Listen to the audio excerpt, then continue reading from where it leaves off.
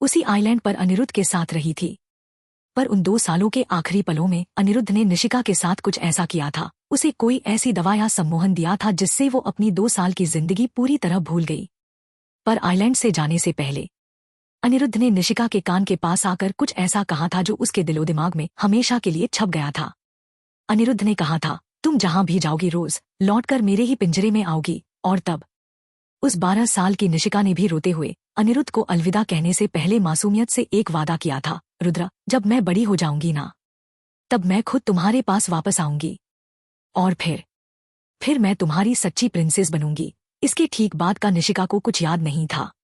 वो जब वापस अपने घर ओबेरॉय मेंशन लौटी तब वो 12 साल की हो चुकी थी और उसके दिमाग से वो 2 साल पूरी तरह गायब थे। घर वालों ने उसे बस इतना बताया था कि उसका एक बहुत बड़ा एक्सीडेंट हो गया था जिसकी वजह से उसकी याददाश्त चली गई थी। निशिका फर्श पर बैठी रोते हुए ये सारा सच अपनी बड़ी बहन अनुष्का को बता रही थी। अनुष्का निशिका की बाहों को पकड़े स्तब्ध खड़ी थी। निशिका ने सिसकते हुए कहा, अनुदी, मेरा कोई एक्सीडेंट नहीं हुआ था। मुझे अनिरुद्ध ने 2 साल तक अपने पास रखा था। हम दोनों के बीच एक वादा था अनुदी, जो मैं भूल गई थी पर वो शैतान नहीं भूला। और हमारा भाई वैभव, वो 12 साल की उम्र में जब मुझसे अलग हुआ तब से अनिरुद्ध ने उसे अपने पास कैद कर रखा है। वो वैभव को हमारे खिलाफ मोहरा बना रहा है अनुदी। अनुष्का ने जब निशिका के मुंह से 8 साल पहले का ये खौफनाक और पेचीदा सच सुना तो उसका हैकर दिमाग भी घूम गया। वो सोच भी नहीं सकती थी कि 16 साल की उम्र में अनिरुद्ध खन्ना इतना बड़ा मास्टरमाइंड था कि उसने निशिका की यादें तक मिटा दी और वैभव को एक जिंदा लाश बनाकर अपने पास रख लिया। वैभव ओबेरॉय के बारे में ज्यादा कुछ तो डायरी में नहीं लिखा था, पर इतना हिंट साफ था कि वैभव की नसंस पर इस वक्त अनिरुद्ध का कंट्रोल था। तभी अचानक लिविंग एरिया की बड़ी सी टीवी स्क्रीन दोबारा ब्लिंक करने लगती है। उस ब्लैक स्क्रीन पर एक बार फिर अनिरुद्ध खन्ना का साया उभरता है। वो इस वक्त अपने आइलैंड के उसी ब्लैक रूम में बैठा था, पर उसकी नजरें सीधे कैमरे में थी, जैसे वो ओबेरॉय मेंशन के अंदर बैठी निशिका को लाइव देख रहा हो। उसके होठों पर एक बेहद सम्मोहक और साइको मुस्कान थी। वह अपनी गहरी और ठंडी आवाज में सीधे निशिका को एड्रेस करते हुए बोलता है। अनिरुद्ध वॉइस, टीवी स्क्रीन से गूंजती हुई गहरी और कांपने वाली आवाज, 8 साल, पूरे 8 साल मैंने तुम्हारी इस भूलने की बीमारी का इंतजार किया है मेरी रोज। तुमने मुझसे वादा किया था ना कि जब तुम बड़ी हो जाओगी तो खुद चलकर अपनी इस कैद में आओगी और मेरी प्रिंसेस बनोगी। देखो, आज तुम 18 साल की हो चुकी हो। तुम्हारा भाई वैभव इस वक्त मेरे पास आखिरी सांसें गिन रहा है। घड़ी की सुइयां खत्म होने वाली हैं रोज।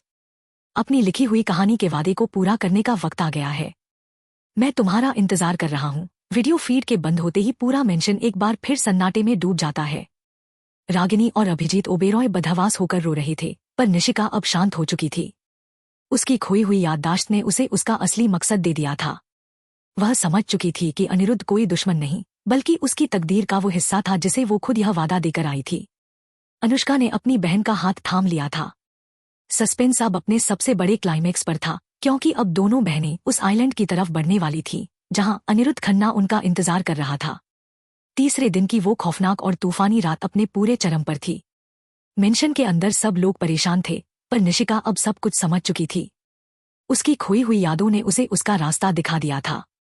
देर रात, जब पूरा घर तूफान के शोर और भाई वैभव की चिंता में डूबा हुआ था, निशिका ने एक बड़ा फैसला लिया। वह चुपके से खिड़की के रास्ते ओबेरॉय मेंशन से भाग निकली। वह किसी भी कीमत पर अपने भाई की जान और अपने परिवार को तबाह होते नहीं देख सकती थी। वह सीधे उस गुप्त और अजीब सी जगह पर पहुंचती है जहां अनिरुद्ध खन्ना का एक काला साया उसका इंतजार कर रहा था। वहां खड़े अनिरुद्ध को देखते ही निशिका के कदम अपने आप उसकी तरफ बढ़ गए। पिछले 8 साल का वो सारा फासला पल भर में मिट गया। निशिका दौड़कर सीधे अनिरुद्ध के सीने से जा लिपटी और उसकी बाहों में पूरी तरह बिखर गई। उसकी आंखों से बहते आंसू अनिरुद्ध के कंधे को भिगो रहे थे। उसने सिसकते हुए कहा, रुद्र, देखो, मैं आ गई।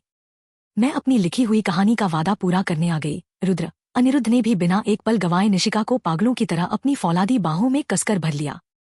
उसने अपना चेहरा निशिका के बालों में छुपाया और उसकी गहरी, कांपती हुई आवाज में एक अजीब सा सुकून था। वह फुसफुसाया। अनिरुद्ध वॉइस, बेहद भावुक मगर साइको और जुनूनी आवाज में, रोज, मेरी रोज, क्या तुम्हें सब कुछ याद आ गया है मेरी जान? तुम सच में अपने इस रुद्र के पास वापस आ गईं। अब इस दुनिया की कोई भी ताकत तुम्हें मुझसे दूर नहीं कर सकती, क्योंकि तुम खुद अपने पैरों से चलकर अपनी इस कैद में आई हो। इधर ओबेरॉय मेंशन में जैसे ही सुबह होती है, अनुष्का के होश उड़ जाते हैं। निशिका अपने कमरे में नहीं थी। अनुष्का को खबर मिल चुकी थी कि निशिका घर छोड़कर जा चुकी है। अनुष्का गुस्से और परेशानी में इधर उधर देख ही रही थी कि तभी उसकी नजर निशिका के बिस्तर पर रखे एक छोटे से लेटर नोट पर पड़ती है। अनुष्का ने कांपते हाथों से उस नोट को खोला, जिसमें निशिका ने लिखा था, अनुदी, मुझे माफ कर देना। मैं अपनी मर्जी से रुद्र के पास जा रही हूँ। हमारी रूहें बहुत पहले से एक दूसरे से जुड़ी हुई हैं। दी, मैं चाहकर भी अनिरुद्ध को छोड़ नहीं सकती। वैभव भाई को लेकर अब आप फिक्र मत करना, रुद्र उन्हें कुछ नहीं होने देगा। अपना ख्याल रखना दी। अनुष्का उस नोट को देखकर अपनी मुट्ठियां भींच लेती है। उसका दिल अपनी बहन के लिए तड़प उठता है।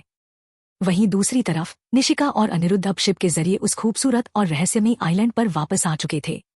आइलैंड के उस आलीशान ब्लैक मैंशन में अनिरुद्ध निशिका को बिल्कुल किसी सच्ची राजकुमारी, प्रिंसेस की तरह ट्रीट कर रहा था। उसके लिए दुनिया भर के आलीशान कपड़े, गहने और उसकी पसंद की हर एक चीज हाजिर कर दी गई थी। इस माहौल में रहकर निशिका को अपने बचपन के वो 2 साल और अपनी पहली मुलाकात का वो खूबसूरत फ्लैशबैक बिल्कुल साफ साफ याद आने लगा। फ्लैशबैक सीन, यह बात 8 साल पहले की थी, जब 10 साल की निशिका किडनैप होकर पहली बार इस आइलैंड पर आई थी। उस वक्त 16 साल का अनिरुद्ध खन्ना बेहद रूड, गंभीर और गुस्से वाला लड़का था। जब निशिका को पहली बार उसके सामने लाया गया था, तो अनिरुद्ध को लगा था कि वह उसके किसी दुश्मन की भेजी हुई कोई जासूस या मोहरा है। वह निशिका के करीब आया था, उसने गुस्से में उसकी कॉलर को पकड़ा था और अपनी भारी आवाज में चिल्लाया था, किसने भेजा है तुम्हें यहाँ? साफ साफ बताओ वरना यहीं दफना दूंगा। पर सामने खड़ी 10 साल की निशिका आम लड़कियों की तरह डर कर रोई नहीं, बल्कि उसका बचपन का चुलबुला और निडर एटीट्यूड बाहर आ गया था। उसने झटके से अनिरुद्ध का हाथ अपने कॉलर से हटाया, पाउट बनाया और अपनी कमर पर दोनों हाथ रखकर बिल्कुल शेरनी की तरह चिल्लाई थी, अरे ओ गुस्से वाले भाई साहब, चिल्लाओ मत मुझ पर। मुझे किसी ने नहीं भेजा, मैं तो खुद जंगल में रास्ता भूल गई थी। और मुझे भूख लगी है, चुपचाप मुझे खाना खिलाओ वरना मैं तुम्हारी पुलिस से शिकायत कर दूंगी। 10 साल की इस बच्ची का यह क्यूट और बेखौफ बिहेवियर देखकर उस वक्त 16 साल का अनिरुद्ध बिल्कुल हैरान रह गया था। अपनी पूरी जिंदगी में उसने कभी किसी को अपने सामने इस तरह बोलते नहीं देखा था। इसके बाद के उन 2 सालों में निशिका अपनी हरकतों से अनिरुद्ध को बार बार इरिटेट करती रहती थी। अनिरुद्ध जब भी कोई जरूरी बिजनेस फाइल पढ़ रहा होता, निशिका चुपके से आकर उसके पेन को छुपा देती या उसके कॉफी के कप में नमक मिला देती थी। अनिरुद्ध गुस्से में पूरे मेंशन में चिल्लाता था, रोज कहाँ हो तुम? और निशिका सोफे के पीछे छुपकर खिसियाती हुई अपनी प्यारी सी हंसी हंसती थी। निशिका की इसी मासूमियत, उसकी इन खट्टी मीठी शरारतों और उसके उसी क्यूट बिहेवियर ने धीरे धीरे उस पत्थर दिल और साइको अनिरुद्ध खन्ना के दिल को पूरी तरह पिघला दिया था। वह निशिका की इन हरकतों से चिढ़ने का नाटक तो करता था, पर अंदर ही अंदर वह निशिका का इस कदर दीवाना हो चुका था कि उसने निशिका को अपनी जिंदगी का केंद्र बना लिया था। फ्लैशबैक से बाहर आते ही निशिका के होठों पर एक बेहद प्यारी मुस्कान आ जाती है। वह आज ओबेरॉय खानदान की बेटी होने के साथ साथ अपने रुद्र की वही पुरानी रोज बन चुकी थी। वह समझ चुकी थी कि यह कैद कोई सजा नहीं, बल्कि उसकी लिखी हुई उस नॉवेल की मुकम्मल दास्तान थी। पर इधर मुंबई में अनुष्का की आंखें अब भी सुलग रही थी। वह अपनी बहन को इतनी आसानी से उस साइको के पास छोड़ने वाली नहीं थी। डिजिटल दुनिया की क्वीन एवा अब अपनी बहन को वापस लाने के लिए अपना सबसे बड़ा पत्ता खेलने जा रही थी। उस रहस्यमय आइलैंड के आलीशान ब्लैक मेंशन में वक्त जैसे ठहर सा गया था। जो अनिरुद्ध खन्ना पूरी दुनिया के लिए एक खौफनाक, बेरहम और साइको इंसान था, वहीं अनिरुद्ध निशिका के सामने आते ही बिल्कुल एक मासूम बच्चा बन जाता था। निशिका के सामने उसका वो डरावना साइकोपन दूर दूर तक नजर नहीं आता था। पिछले कुछ दिनों से निशिका के दिल में जो अजीब सी बेचैनी और घबराहट हो रही थी, वो अनिरुद्ध के करीब आते ही पूरी तरह गायब हो चुकी थी। अब उसे अनिरुद्ध की बाहों में एक असीम सुकून मिलता था। निशिका भी पूरे हक से अनिरुद्ध का ख्याल रखती थी। सुबह उसके बिखरे बालों को संवारना, उसके लिए अपने हाथों से ब्लैक कॉफी बनाना और उसके साथ घंटों बैठकर बातें करना। अनिरुद्ध वैसे तो दुनिया को अपनी उंगलियों पर नचाता था, पर निशिका के आगे वो बिल्कुल सीधा और बेहद अच्छा बन जाता था। एक शाम मेंशन की बड़ी सी बालकनी में ठंडी हवाएं चल रही थी और सामने समंदर की लहरें शोर कर रही थी। अनिरुद्ध चुपचाप निशिका की गोद में अपना सिर रखकर लेटा हुआ था। निशिका मुस्कुराते हुए अपनी उंगलियों से उसके बालों को सहला रही थी। अचानक अनिरुद्ध ने अपनी गहरी आंखें खोली और निशिका का हाथ पकड़कर उसे अपने होठों से चूम लिया। उसने निशिका की आंखों में देखते हुए बेहद रोमांटिक और धीमी आवाज में कहा, रोज, क्या तुम्हें पता है कि इस सुकून के लिए मैं कितने सालों तक तड़पा हूं? जब तुम मेरे पास होती हो तो मुझे इस पूरी कायनात में किसी और चीज की जरूरत नहीं महसूस होती। निशिका ने शर्माते हुए अपनी नजरें झुका ली और अनिरुद्ध ने धीरे से ऊपर उठकर उसके गालों पर एक बेहद कोमल और गहरा किस कर दिया। इस खूबसूरत एहसास के बीच उस आइलैंड पर देखते ही देखते पूरा एक हफ्ता बीत गया।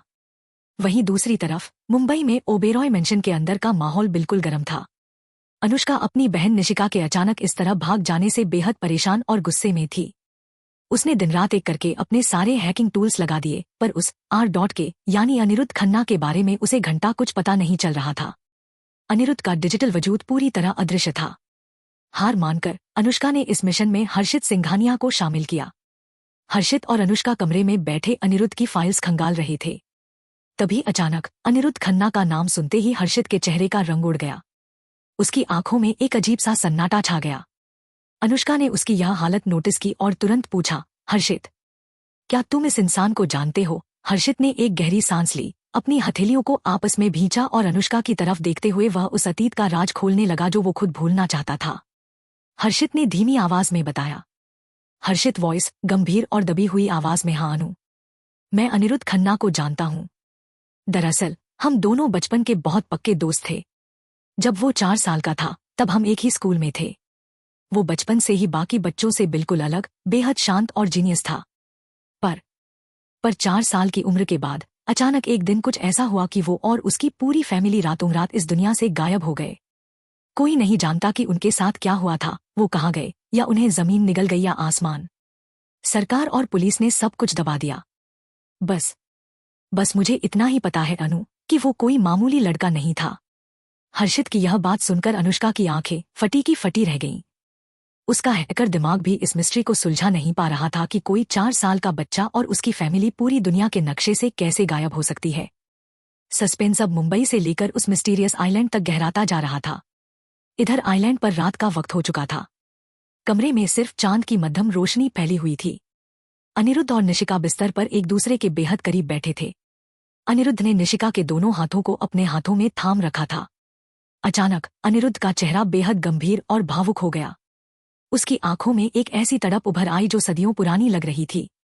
उसने निशिका के चेहरे को बहुत ही प्यार से छुआ और अपनी कांपती हुई भारी आवाज में कहा, अनिरुद्ध वॉइस बेहद गहरी, भावुक और रोंगटे खड़े कर देने वाली आवाज, रोज, तुम सोच रही होगी कि मैं तुम्हारे लिए इस कदर पागल क्यों हूं।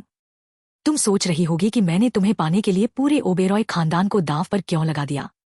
क्योंकि मेरी जान, मैं तुम्हें खोने का दर्द सह चुका हूं। मैंने तुम्हें अपने पिछले जन्म में अपनी ही बाहों में दम तोड़ते हुए देखा था। मैंने तुम्हें पिछले जन्म में खो दिया था। रोज, अनिरुद्ध का यह शब्द बोलना था कि निशिका के होश उड़ गए। उसकी आंखें फटी की फटी रह गईं। वह स्तब्ध होकर अनिरुद्ध के चेहरे को देखने लगी। इसका मतलब साफ था। सिर्फ निशिका को ही अपने पिछले जन्म की यादें नहीं आ रही थी, बल्कि खुद अनिरुद्ध खन्ना का भी रीबर्थ हुआ था। वो अपने पिछले जन्म का वो सारा पागलपन, वो सारी यादें और निशिका से किया हुआ वो आखिरी वादा अपने साथ इस नई जिंदगी में लेकर पैदा हुआ था। वह पिछले जन्म की अधूरी मोहब्बत को इस जन्म में मुकम्मल करने आया था। इस सबसे बड़े और खौफनाक खुलासे के साथ ही यह एपिसोड एक बेहद तगड़े सस्पेंस के मोड़ पर खत्म होता है। अनिरुद्ध के मुंह से पिछले जन्म की बात सुनकर निशिका की आंखों में आंसू आ गए। उसने अनिरुद्ध के चेहरे को अपने दोनों हाथों में थामा और अपनी कांपती हुई आवाज में अपने दिल का वो राज खोल दिया जो उसने आज तक किसी को नहीं बताया था। निशिका वॉइस बेहद भावुक और डूबी हुई आवाज में, रुद्र, तुम अकेले नहीं हो जिसे यह दूसरा मौका मिला है। मुझे भी यह दूसरा जन्म मिला है। पर मैंने कभी सपने में भी नहीं सोचा था कि इस नई जिंदगी में मैं तुमसे दोबारा मिल पाऊंगी।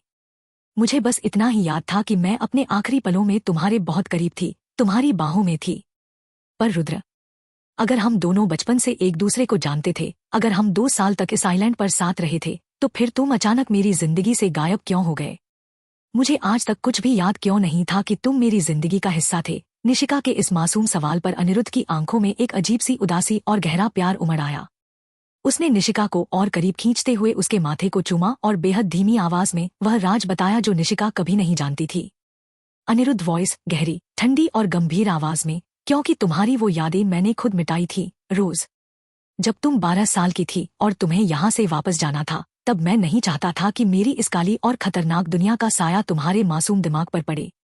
मेरे पास कुछ ऐसा है जिससे भूली हुई यादें वापस मिल सकती हैं।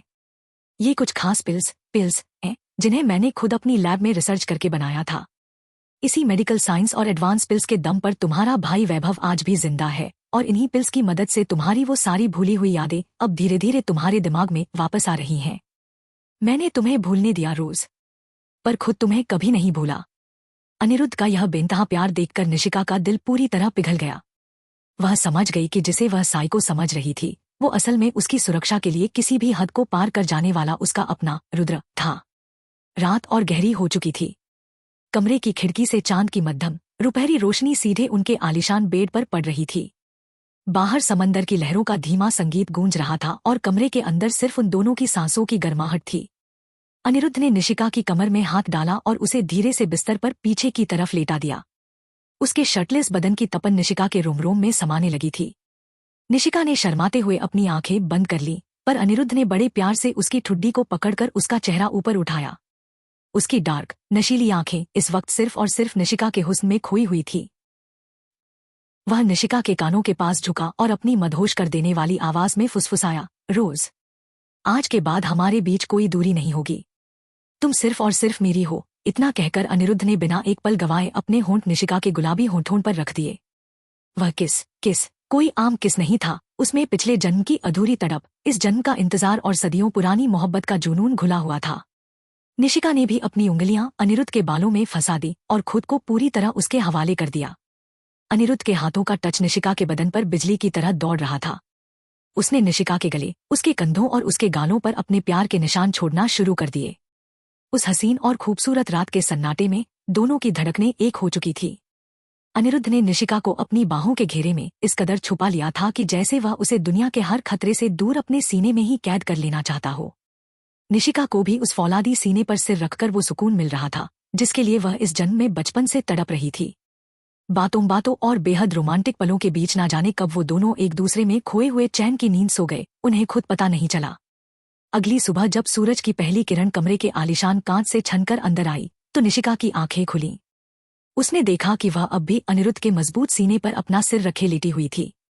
अनिरुद्ध नींद में भी उसे कसकर पकड़े हुए था, जैसे नींद में भी उसे अपनी रोज को खोने का डर हो। निशिका ने मुस्कुराते हुए उसके गाल को छुआ। इस आइलैंड पर उसकी जिंदगी अब पूरी तरह बदल चुकी थी। वह अपने पास्ट को अपना चुकी थी, पर उसे यह नहीं पता था कि मुंबई में बैठी उसकी बहन अनुष्का इस शांत समंदर में बहुत जल्द एक नया तूफान लेकर आने वाली थी। वक्त का पहिया घूमता गया और देखते ही देखते 2 साल का लंबा वक्त बीत गया। इन 2 सालों में निशिका और अनिरुद्ध की जिंदगी में सब कुछ बेहद खूबसूरत और मुकम्मल चल रहा था। और अब उनकी इस अधूरी मोहब्बत की दास्तान में एक नया और बेहद प्यारा मेहमान आने वाला था। निशिका का 9वां महीना चल रहा था। यह मिस्टीरियस आइलैंड अब सिर्फ एक कैदखाना नहीं, बल्कि निशिका का वो आशियाना बन चुका था जिससे दूर वह कभी नहीं जाना चाहती थी। उसे अपनी इस छोटी सी दुनिया में किसी और की जरूरत नहीं थी सिवाय अपने रुद्र और अपने आने वाले बच्चे के। शाम का वक्त था। ढलता हुआ सूरज समंदर के पानी पर सोने जैसी चमक बिखेर रहा था। समंदर के उसी खूबसूरत किनारे पर अनिरुद्ध और निशिका एक दूसरे के बेहद करीब बैठे थे। अनिरुद्ध ने बड़े प्यार से निशिका को पीछे से अपनी बाहों में थाम रखा था और उसका एक हाथ निशिका के बड़े से बेबी बम्प पर था। दोनों मौन रहकर इस ढलती शाम और अपनी खुशियों को महसूस कर रहे थे। तभी निशिका ने अनिरुद्ध के मजबूत हाथों को सहलाते हुए उसकी आंखों में देखकर बेहद लाड और मिन्नत भरी आवाज में कहा, बेहद प्यारी, भावुक और धीमी आवाज में, रुद्र, क्या तुम मेरी फैमिली को सिर्फ एक बार के लिए यहाँ ला सकते हो? मैं बस इतना चाहती हूँ कि वो हमारे आने वाले बच्चे को एक बार देख लें, उसे अपना आशीर्वाद दे दें। प्लीज रुद्र, अपनी रोज के लिए इतना कर दो ना। निशिका की यह बात सुनकर अनिरुद्ध के चेहरे पर थोड़ा सा गुस्सा और सख्ती आ जाती है। वह ओबेरॉय खानदान को अपनी इस गुप्त दुनिया में कदम रखने देने के सख्त खिलाफ था। पर जैसे ही उसने निशिका की उम्मीद से भरी नम आंखों को देखा, उस साइको और पत्थर दिल इंसान का सारा गुस्सा पल भर में पिघल गया। उसने निशिका के माथे को चूमा और मुस्कुराते हुए उसकी बात मान ली। और फिर इसके कुछ ही दिनों बाद अचानक एक रात मेंशन के अंदर निशिका का लेबर पेन, प्रसव पीड़ा शुरू हो जाता है। निशिका दर्द के मारे चीख रही थी और उसे इस तरह तड़पता देख वो इंसान जो पूरी दुनिया के लिए खौफ का दूसरा नाम था, जो कभी किसी के आगे नहीं डिगा, वो साइको अनिरुद्ध खन्ना आज पहली बार जिंदगी में बुरी तरह घबरा गया था। उसके हाथ पैर कांप रहे थे और वह पागलों की तरह डॉक्टर्स को चिल्ला रहा था, अगर मेरी रोज को कुछ भी हुआ तो मैं इस पूरे हॉस्पिटल को जिंदा दफना दूंगा। उसे तुरंत आइलैंड के ही सबसे एडवांस वीआईपी हॉस्पिटल में शिफ्ट किया गया। ठीक उसी वक्त आइलैंड के सीक्रेट रनवे पर अनिरुद्ध का प्राइवेट जेट लैंड करता है। जैसे ही प्लेन का दरवाजा खुलता है, वहां से पूरा ओबेरॉय परिवार अभिजीत, रागिनी, बड़े भाई अभय और साथ में अनुष्का और हर्षित सिंघानिया बाहर आते हैं। अनिरुद्ध की कड़ी सिक्योरिटी के कारण उन सभी की आंखों पर काली पट्टियां बंधी हुई थी ताकि कोई इस आइलैंड का रास्ता ना जान सके। गार्ड्स उन सभी को बेहद सम्मान के साथ सीधे हॉस्पिटल के उस फ्लोर पर लेकर आते हैं जहां निशिका ऑपरेशन थिएटर के अंदर थी। हॉस्पिटल पहुंचते ही सबकी आंखों से पट्टियां हटाई जाती हैं। सामने कांच की बड़ी सी खिड़की, ग्लास विंडो थी जिसके पार निशिका बेड पर लेटी हुई थी। कुछ ही मिनटों के बाद ऑपरेशन थिएटर का दरवाजा खुलता है और नर्स मुस्कुराते हुए बाहर आती है। बधाई हो सर, आपके घर बेटा आया है। माँ और बच्चा दोनों बिल्कुल ठीक हैं। बेटा होने की खबर सुनते ही जैसे पूरे फ्लोर का सन्नाटा खुशियों में बदल गया। नर्स ने उस नन्हे से बेहद प्यारे बच्चे को अनिरुद्ध के हाथों में सौंप दिया। अनिरुद्ध ने जैसे ही उस नन्ही सी जान को अपने फौलादी हाथों में लिया और फिर बेड पर लेटी मुस्कुराती हुई अपनी वाइफ निशिका को देखा। उस बेरहम और सख्त इंसान की आंखों से आंसुओं की धार बह निकली। वो सच में रो रहा था। पिछले जन्म की पूरी तड़प, इस जन्म का इंतजार और अपनी रोज को मुकम्मल पाने की खुशी आज उसके इन आंसुओं के जरिए बह रही थी। अनिरुद्ध झुककर अपने बेटे के नन्हे गालों को चूमता है और निशिका का हाथ पकड़कर रोते हुए कहता है, थैंक यू रोज, मुझे पूरा करने के लिए। कांच की खिड़की के उस पार खड़ी अनुष्का और हर्षित सिंघानिया अनिरुद्ध के इस रूप को देखकर पूरी तरह स्तब्ध थे। जो अनुष्का अब तक अनिरुद्ध को अपनी बहन का किडनैपर और एक साइको समझ रही थी, आज अनिरुद्ध की आंखों में अपनी बहन और बच्चे के लिए वो सच्चा, पाकीज़ा और रूहानी प्यार देखकर अनुष्का का सारा गुस्सा और नफरत पिघलकर आंसुओं में बदल गई। उसने हर्षित की तरफ देखा और हर्षित ने मुस्कुराते हुए अनुष्का का हाथ थाम लिया। बाहर खड़ी रागिनी और अभिजीत ओबेरॉय भी रोते हुए अपनी बेटी और दामाद को देख रहे थे। वैभव ओबेरॉय भी अब व्हीलचेयर पर ठीक होकर उनके साथ खड़ा मुस्कुरा रहा था। पिछले जन्म की अधूरी छूटी कहानी आज इस मिस्टीरियस आइलैंड पर पूरे परिवार के मिलन और एक नन्हे फरिश्ते के आने के साथ पूरी तरह मुकम्मल हो चुकी थी। अनिरुद्ध और उसकी रोज हमेशा हमेशा के लिए एक दूजे के हो चुके थे। तो यहीं पर खत्म होती हमारे यह प्यारी सी कहानी। और जल्द आ रही हैं एक और न्यू स्टोरी। कौन से टाइप की स्टोरी से यह आप कमेंट करके हमें बता सकते हैं। हम जैसे जल्द वह स्टोरी लाएंगे। अनिरुद्ध और निशिका स्टोरी को कितना प्यार देने के लिए आप लोगों का शुक्रिया।